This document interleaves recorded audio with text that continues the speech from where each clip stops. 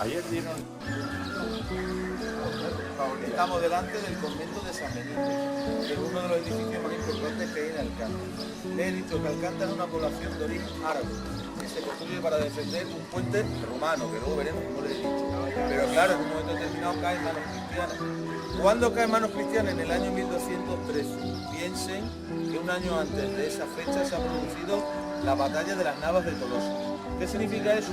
Prácticamente el fin del imperio almohade, es decir, los musulmanes se derrumban y a partir de ese momento empieza una carrera, literalmente una carrera, los reinos cristianos hacia el sur, para quitarle todo el terreno posible adelante. Bueno, pues los portugueses por su lado, los leoneses nos encontramos por el nuestro, los castellanos, los aragoneses.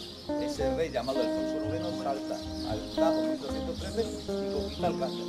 Pero claro, y como tenía muchas prisas por seguir bajando hacia el sur, esto lo tiene que dejar desprotegido o protegido de alguna manera. Fíjense si tenía prisa que en menos de 15 años este mismo rey conquista Cáceres, Mérida y Badajoz. Es el rey que conquista Badajoz, Alfonso IX. ¿Qué sucede? Que lo que va quedando hacia atrás se lo tiene que dar a alguien para que lo defienda. Y llegan las órdenes militares. ¿Cuál fue la primera orden militar que llegó a Alcántara? La orden de Calatrava. Ustedes van algún día a Ciudad Real, al sur de Ciudad Real, allí está la orden de Calatrava, por lo tanto estaban alrededor de aquí que no tienen que subir Alcántara y la abandonan. ¿Qué hace el rey? Trae una orden llamada San Julián del Pereiro. Si van ustedes algún día al valle del río Poa, está en un afluente del Duero, en la parte portuguesa, cercana a Salamanca, ahí es donde está el origen de San Julián del Pereiro. Era una orden muy pequeñina. ¿Qué sucede? Que como la posición más importante de Alcántara, que decían los caballeros, trasladarse el vivir aquí. Y en 1218 pasan a llamarse Orden de Caballería de Alcántara, que para que nos entendamos, y luego esta tarde hablaremos mucho, parecían o son muy similares a los templarios. Era mitad caballero, mitad religioso, mitad guerrero. Si aplicamos el refrán en castellano, a Dios rogando, los demás soldando. De hecho fue lo que hicieron. Esas órdenes militares que se creen en ese momento ayudan a terminar la conquista de la España musulmana. ¿El pago que reciben? Todo tipo de privilegios, sobre todo territorios. Para que se haga una idea, a finales del siglo XV la Orden de Alcántara controlaba 8.000 kilómetros cuadrados de Extremadura. Todo el oeste de la provincia de Cáceres y la Sierra de Gata. Alcántara, Broza, Valencia de Alcántara. Si van ustedes a Badajoz, La Serena y la Siberia. Ni más ni menos. Y como era una orden muy poderosa, ¿qué tenía que tener? Un edificio igualmente poderoso. En el año 1505 vienen a construir el convento de San Benito. Y están 70 años construyendo el convento, 7 décadas completas, para no terminarlo. Ahora veremos la parte que se quedó sin finalizar. Pero, a pesar de que no se acaba, fue la casa de la orden. Si los caballeros se reunían aquí, los que iban a ser frailes de la orden, estaban aquí. Todo eso hasta 1809. En 1809, 5.000 soldados de Napoleón asaltan Alcántara y utilizan el convento como cuartel. ¿Qué hicieron los franceses? Lo arrasaron. Todo lo que los edificios se lo llevaron. Y lo que no, lo quemaron, lo destruyeron. Bueno, este edificio se quedó en tan mal estado que cuando se acabó la guerra en 1814, el convento se cerró y los caballeros se fueron a vivir a su casa. Es decir, porque alguien me lo va a volver a preguntar, hace más de 200 años no es religioso en el convento de San Benito, ¿vale? Y en 1836 se produce la desamortización de Mendizábal. Todo lo que estaba en manos de la iglesia está y lo vende pública a subasta a quien lo quiera comprar. Y hacia 1860 el convento lo compra una familia de Alcántara, que lo va a tener aproximadamente 100 años como portillo. Es decir, guardando las aceitunas, cuidando las ovejas, guardando el grano, lo que se hace en un portillo, pero en un convento del siglo XVI que empezó a caerse, a destruirse, a deteriorarse, de tal manera que en los años 50 del siglo pasado, cuando la familia o no quiere o no puede mantenerlo, decide venderlo. Pero piensan que el convento tiene 5.000 metros cuadrados de superficie. Y en la Extremadura de los años 50, por tanto, ustedes entienden, cuesta comprar un convento que estaba arruinado. ¿Quién lo compra? En el año 1961, Hidroeléctrica Española. La empresa encargada de hacer la empresa que luego veremos. Hidroeléctrica compra el edificio supuestamente por 400.000 pesetas, porque lo compra como un solar. Se gasta una auténtica fortuna en rehabilitarlo. ¿Por qué? Porque va a ser su casa de dirección. Los ingenieros que dirigieron la obra del pantano vivían y trabajaban dentro del convento de San Benito. Y después, otros cuantos avatares, acabó en manos de Iberdrola. Es decir, el convento de San Benito no es público, ni de la Junta, ni de la Diputación, ni del Ayuntamiento de Alcántara. Es de una compañía eléctrica. Claro que como estamos de uñas con las compañías eléctricas, a mí me duele la barriga que digo que es de una compañía eléctrica. Pero piensen ustedes que si no hubiera sido en ese momento por esta compañía, estaría totalmente caído, ¿vale? Porque estaría totalmente destruido. Solamente hay dos partes que se salvaron del proceso que les acabo de contar. La iglesia, que ahora entraremos a verlo porque es un museo, la iglesia ya no tiene nada. Y esto que eran las puertas del convento. En el año 60 era un basurero, estaban totalmente abandonados. ¿Qué hizo la Diputación? La compró. pone el ayuntamiento. ¿Para qué? Bueno, pues para hacer espacios jardinados, etcétera, y sobre todo, en un momento determinado, se le ocurre a Dionisio Hernández Gil, que es un arquitecto extremeño, precisamente, muy bueno, llegó a ser director de Bellas Artes del Ministerio de Cultura, arreglar esa galería para poder hacer un festival de teatro. Desde 1984, si este año se cumple 40 años, se hace el Festival de Teatro de Alcántara. Ya saben, mes de agosto, nocturno, obras de Shakespeare, Calderón, López, Molière, se le da un uso que de otra manera no tendría. Si no han venido nunca al Festival de Alcántara, se lo recomiendo, porque además el marco es realmente precioso. Esa galería que están ustedes viendo ahí tan bonita, es de los pocos renacentistas que tenemos en Extremadura. Se le llama Galería de Carlos V. Siempre que vayan ustedes a cualquier sitio de España, siempre, a cualquiera, y ven ustedes un escudo que tiene un águila de 2 cabezas, solamente puede ser de un rey, Carlos I de España y V de Alemania, como está ahí, o como está aquí en el ábside de la iglesia. ¿Qué sucede? Que hay escudos del rey porque el rey Carlos V es el que más dinero puso para la construcción del convento. Ahora, Carlos V tiene un hijo, se llama Felipe II. Felipe II decide que lo que tiene que terminar es el Escorial. ¿Y qué hace? Pues corta la financiación. Como necesita mucho dinero para el Escorial y no lo tiene, pues el dinero destinado, por ejemplo, al convento de San Benito se destinó al Escorial. Es decir, el padre impulsó la construcción y el hijo se cargó la construcción. ¿Vale? Si ven ustedes esa galería, si se dan cuenta, la segunda y la tercera fila de ambos es mucho más claro un color que la primera.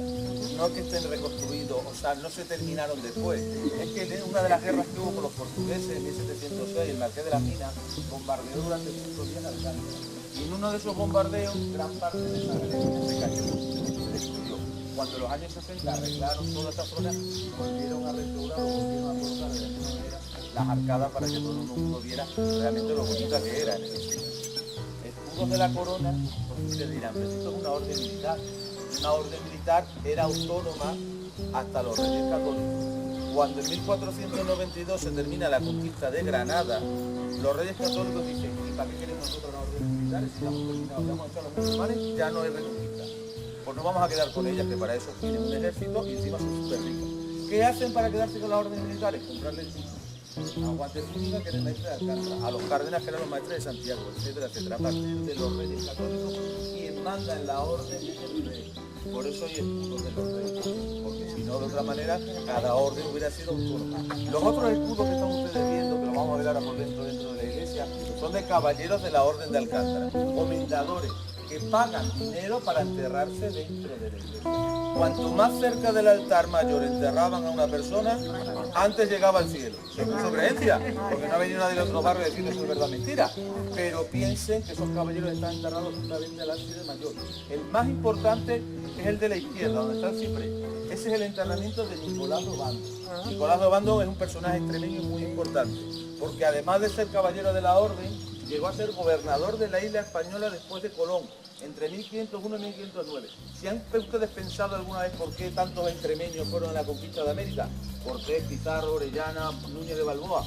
La culpa la tiene Obando, porque Obando, en ese viaje primero, se lleva muchos extremeños. Es el que abre las puertas de América a Extremadura. Y claro, luego muchos extremeños aprovechan esa puerta para ir.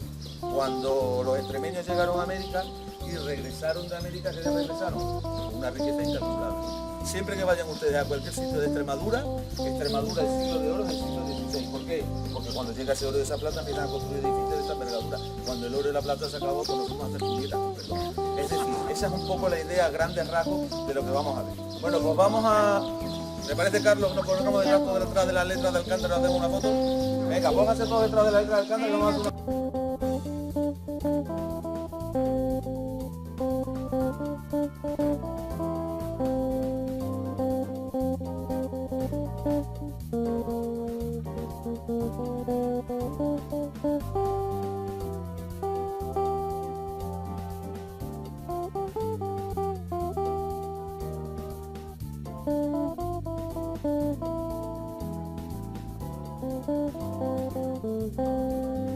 recta y nos encontraríamos que todos los coches estarían dentro de la iglesia. Es decir, el proyecto no era una iglesia, el proyecto era una catedral, es decir, una catedral en un convento. ¿Por qué? Pues para mostrar el poder de la orden de Alcántara. ¿Qué pasa? Que cuando en 1570 más o menos el rey Felipe II empieza a racanear y decide dejar de mandar fondos, los arquitectos se dan cuenta y dicen, esto no terminamos nosotros ni queriendo. ¿Y qué hacen? Cerrarlo de manera provisional, utilizan pizarra, utilizan ladrillo. ¿Por qué? Porque así de esta manera, si vuelven a mandar fondos a algún momento, retiras esta parte profesional y sigues haciendo la iglesia. Pero en 1575 se paralizan las obras definitivamente y hasta 2026 que nos encontramos han pasado 450 años. No se vuelve a tocar la iglesia del convento. ¿Qué sucede?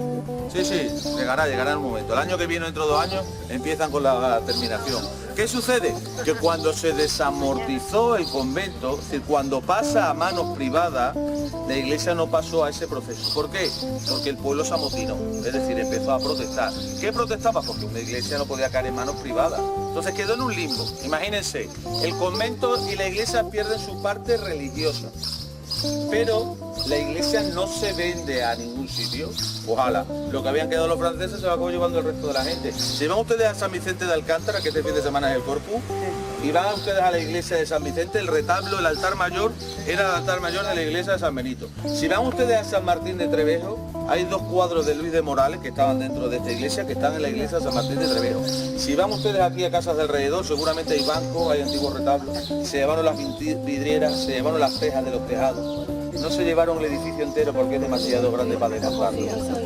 Pero eso es producto, pues, de que cuando una cosa deja de ser algo, la utilizan para otro elemento. En 1914, la iglesia del convento de San Benito es monumento nacional. Se lleva más de 100 años como protegida, como bien de interés cultural. Y hasta hace 5 años estaba vacía. Hace 5 años, les he dicho, la Diputación de Cáceres y el Ayuntamiento de Alcántara abrieron un centro de identidad de las órdenes militares, que es el que nosotros vamos a visitar. Y por lo menos tiene un uso. Ahora, a mí me gustaba más cuando estaba vacío. Vamos a entrar con la compañera para explicar esto, ¿vale?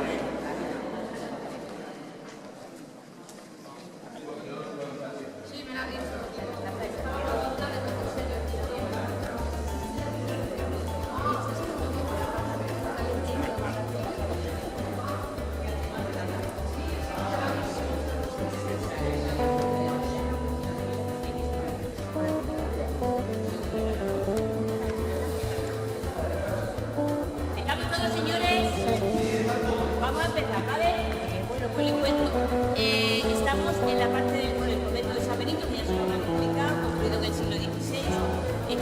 En la iglesia del convento. La iglesia es la parte del edificio que se quedó sin construir, es decir, estamos hablando del siglo XVI. Vale, pues si mira un poquito para atrás, eso que tiene detrás de el remate, que se le da más de 20 metros y medio de alto, la nave central, el doble de las laterales, todas las partes de ser una catedral. La catedral que se acaba, inconclusa o imperfecta, que como yo lo llamaba, con la orden, y se cierra para finalizar. Una vez cerrado, los avatares de la historia, Napoleón, la pésima, la desamortización, que decidió vender todo lo que quedaba vendible, poner el edificio en venta y el abandono, porque es lo que ha querido luego este edificio. Entonces ya el edificio aparece dividido, la parte de Fundación Iberdrola por un lado y esta por otro, ¿vale? Y en la iglesia, pues la idea fue, al estar totalmente vacía, con motivo de todo esto que le he comentado, fue hacer un centro de identidad, en este caso de órdenes de caballería, porque estábamos en la casa matriz de la Orden de Alcántara. Es decir, ese edificio fue el centro religioso, militar, administrativo, político, cultural, absolutamente, que movía prácticamente la mayor parte de Extremadura, no toda, pero casi, ¿vale? Entonces aquí pues, se eligieron. Por ese mismo motivo se elige que sí, ¿de acuerdo? El punto de partida del centro de identidad son los templarios, estábamos comentando por aquí antes. Los templarios, una orden francesa, temple viene del templo de Charbon, que cuando ellos querían proteger la zona del templo de Charbon, hubo un punto importante en la cristiandad. Entonces, a partir de los templarios tenemos ahí al fondo, de ahí no lo ven, pero ahí al fondo, la de color rojo, la de Calatrava, esta que tiene el de Alcántara, ¿vale? La de Santiago y la de Montesa. Si nos vamos situando un poquito, la de Calatrava estaba en la zona centro, Ciudad Real, Ciudad Real. La de Alcántara, aquí la capital, también el control hacia el oeste, ¿vale? Al fondo la de Santiago, Cáceres capital, Santiago de Compostela, un trayecto bastante importante e interesante, y la de Montesa, que estaba en la parte este, Castellón, Valencia, Alicante. Por tanto, ya tenemos más o menos la península protegida, ¿verdad? Con unas funciones muy específicas: la defensa del cristianismo, el culto a Dios y la santificación personal. Esos eran sus ideales o sus objetivos. hablando de monjes guerreros. Son monjes porque ellos pasan un año en el convento, un noviciado, ¿vale? Y tienen, por tanto, votos de castidad, pobreza y obediencia. Cierto que hay una pequeña diferencia. Normalmente, estos tres, que van así seguidos, que tienen la misma cruz, luego ya lo comentaremos, estos tres tienen la castidad absoluta. Pero los de Santiago tenían castidad conyugal. Es decir, se les permitía casarse, tener hijos. Bueno, pues al final ese tema de la castidad nos dio muy buen resultado. Y la idea del Papa va a ser hacer una bula y equipararnos a los de Santiago. Y en 1540 se quedan todos equiparados, es decir, se les da a elegir el celibato sin hijos, ¿de acuerdo? Sí es cierto que a partir de esa elección también la vida fuera del convento va a ser mucho más, más fácil, se relaja mucho más, se relaja mucho la norma porque estos eran benedictinos. Estos tenían castidad absoluta, obediencia, etcétera, eran benedictinos los tres, y sin embargo los de Santiago eran agustinos, que parece ser que era una orden un poquito más benigna, pero vamos. También es verdad que los de Santiago era un poquito más internacional y había un poquito más de presencia de la mujer, que había mucho muy de moda, ¿vale? Entonces, bueno, son detalles ahí un poquito para que ustedes se hagan. Por lo demás, vamos a mirar un poquito las cruces. Las cruces que las identifican son cruces florelizadas, ¿ves? 4 flores de lis entrelazadas hacen las diferentes cruces. Lo que hace distinto sería ese color. Normalmente predomina rojo, negro, bueno, dicen que es relacionado con el derramamiento de sangre, guerra, etcétera. La de Alcántara es verde, por esa idea. ¿Por qué? Es verde porque viene de la orden de San Julián do Pereira. Pereira significa peral en castellano, ¿vale? Entonces, lo del perero utilizaban un arbolito de color verde. Cuando se publica toda esta parte por Alfonso Romero de León, hay que darle, bueno, pues una identificación. Entonces se coge la cruz de Calatrava porque la idea era que Calatrava se ocupara de este territorio, pero se le da el verde del peral. De esa manera se queda bien con los dos, ¿vale? Pues la idea original de que fueran ellos los calatravos los que se ocuparan de Alcántara, al estar muy lejos era poco viable. Entonces, la de los pereros estaba mucho más cerca de aquí, entonces la idea va a ser que se encargue de proteger la zona de Alcántara los de la orden del perero. Y por eso la cruz de Calatrava, pero con el color verde, ¿de acuerdo? Este es el verde que aparece luego en la bandera de Sebastián. Una cruz que comentamos por aquí antes, así también de forma anecdótica, lo de las famosas cartas de Santiago, que comentamos, ¿vale? Esas estaban en todas las tapitas estas y están, de hecho, ahí con las cartas tan bonitas. Y luego la de Montesa, que es la última que se crea, que hay una diferencia bastante entre una y otra, es más de 100 años. Con lo cual, tenemos, como decíamos, todo protegido, estamos hablando de señores que se dedican a defender la fe, ¿vale? Y por ella viven. Eso que hemos hablado de la santificación personal viene dado con que no se tiene y se obtiene nada material por luchar, sino que es el perdón de los pecados y la vida eterna. ¿De acuerdo? Esa era la idea. ¿Más o menos? Sí. Hemos hablado de un intento de catedral con las medidas correspondientes, que estaba sin terminar, y la parte terminada que vemos, la que vemos al fondo, la cabecera y la parte del crucero. Tenemos las capillas laterales, las dos semicirculares y la de la reja, todas correspondientes a comendadores de la orden. Aquí se enterraban los comendadores de la orden, de la cual solo te queda un enterramiento que sería el de Nicolás. ¿De acuerdo? Vamos a ver. Capillas laterales, y aquí tenemos la capilla del comendador Antonio Ibarra Jerez, comendador de Piedrabuena. Esta capilla está firmada, se refiere a Pedro de Ibarra, ¿ven? Pedro Ibarra Facie, hecha por Pedro de Ibarra, lo que sería un arquitecto maestro cantero, que era como se le llamaba y se denominaba normalmente. Este maestro cantero se encargó de hacer la iglesia y la parte exterior, que creo que la han visto porque estaba ya abriendo el año cuando estaban ustedes allí, la arquería o Galería Carlos V, que es donde hacemos el Festival de Teatro Clásico, que también hemos estado hablando de gente que ha venido por aquí a ver. Bueno, pues este año del 1 al 9, estamos ahí para Badajoz, eso es al lado. Yo voy a comer con mi hermana y vengo, o sea que no, yo voy en el rato, voy con mi hermana, como nos tomamos la callita, venimos y nos venimos para casa, o sea que eso es muy fácil, ¿vale? Solo es organizarse, pero se hace muy bien. Entonces, creo que abre, lo digo por la gente, abre el grupo y cierra zarzuela. Quiero una zarzuela, que le digo porque hay mucha gente que le gusta la zarzuela. El día 9 de agosto. Creo que no sé si es de Francisquita, no me hagan mucho caso porque yo no soy de zarzuela, pero creo que es de Francisquita. Pero está bien, a la gente que le gusta mucho la zarzuela, hombre, a mí no me gusta mucho más, pero es verdad que es muy vistoso. Yo he visto un año aquí que se hizo prueba y la verdad es que estuvo muy bien, porque es muy vistoso. En agosto, 1 al 9 de agosto, la zarzuela se le digo yo que cierra, que es el 9 de agosto, y abre el grupo. Sí, eso sí, no doy ya para nada. Es muy bonita, claro, es que a mí no me gusta la zarzuela, pero yo lo vi porque a mí me gustaba en la puesta en escena. Bueno, pues entonces, aquí volvemos a las cosas de antes, ¿vale? Tenemos la decoración, son salados, la figura del Padre Eterno, y justo debajo lo veis, ese rectángulo, ese friso. Hay una escena de guerra, estábamos hablando todo el tiempo, parte militar, parte religiosa. Hay muchísimo escudo, porque para ser noble, para ser de la Orden de Alcántara había que ser noble, con lo cual, pues eso tenía que tener escudo nobiliario. ¿Por qué se repite tanto el escudo? Pues dos razones muy claras.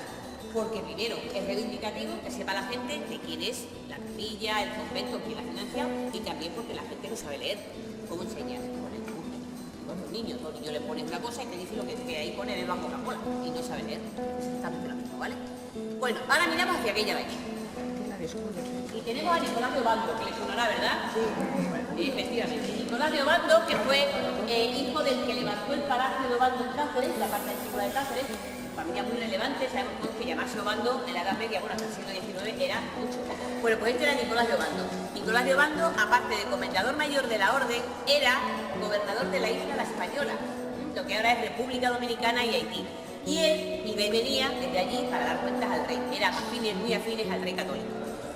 Muere en Sevilla justo después de la celebración de un capítulo de la Orden. ¿Qué es un capítulo de la Orden? Una reunión anual en la que se trataban todos los temas relacionados con la Orden, jurídicos, religiosos, administrativos, etc.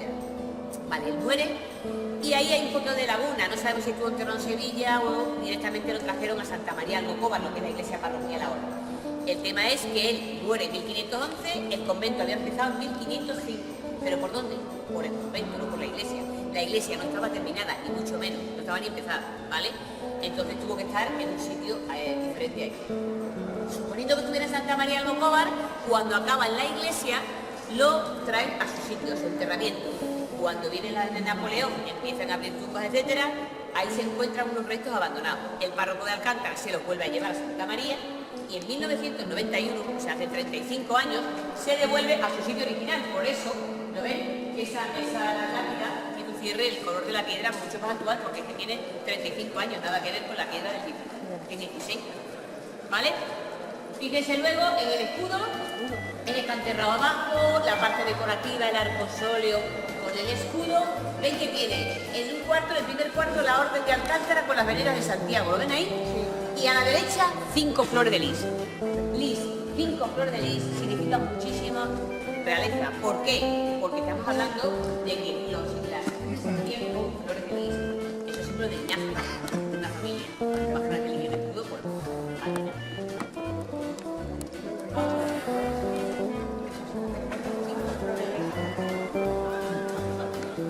Nada, y estaban exactamente en lugares falsos. Y eso que tienen esta vitrina son los restos del órgano. Ese órgano que era ese que estaba aquí, 97 metros, 5 o 6 pisos, más el trocito ese, unos 30 y tantos metros, unos 32 metros. Sí, porque hablaban de 10 metros sobre la bóveda esta, 21, 31. Vayan pasando con mucho cuidado, no, esto hay que hacerlo con calma, porque esto está muy desigual. Por favor, miren para abajo que se les roba el día de la función, pero vamos. Se lo digo yo que me caí en Gijón en las vacaciones el año pasado y tuve el brazo así, vamos, no me quiero ni acordar. Vengo una visita de casa en el hospital. A ver, vayan pasando con mucho cuidado, por favor, miren hacia abajo, que esto está muy mal y se le arruina la función. Vale, donde está el guía, que se va a poner el guía ahí, es donde tienen que verla. Escuchen un momentito, un minutito. Es una escalera sin eje de apoyo. Una escalera sin eje de apoyo, ¿vale? Tú le quitas el eje central, la escalera va a hacer una caracola perfecta, va a cargar así un bloque que hace el trocito del eje, el peldaño y se va metiendo en la pared. O sea, que si yo pongo un bloque y hago así, ¿vale? El bloque y el de la pared, así sucesivamente. Van a desviar el peldaño hacia arriba, hasta arriba del todo, que no hay que subir, ya después lo voy a repetir. Y una ventanita en cada piso. Hemos hablado de 97 peldaños, bueno, 5 o 6 pisos más o menos, pero lo que quiero que la vean desde abajo porque es absolutamente perfecta. Desde aquí, los de la foto, que tienen muchos aficionados, tienen una foto muy bonita cuando se ve la gente, aquí en la puerta, ¿vale? Y hace una foto, ahora mismo tiene una luz perfecta para eso, ¿vale? Pues nada, espere que salgan todos y ya lo hacen. Van entrando y saliendo. Deje toda esta parte libre. Vamos entrando por ahí. Lo difícil es eso, que como no tiene eje central no va apoyada aquí, sino que va apoyada aquí. Entonces va embutido el escalón dentro del muro. Entonces está hecha al mismo tiempo la escalera por dentro.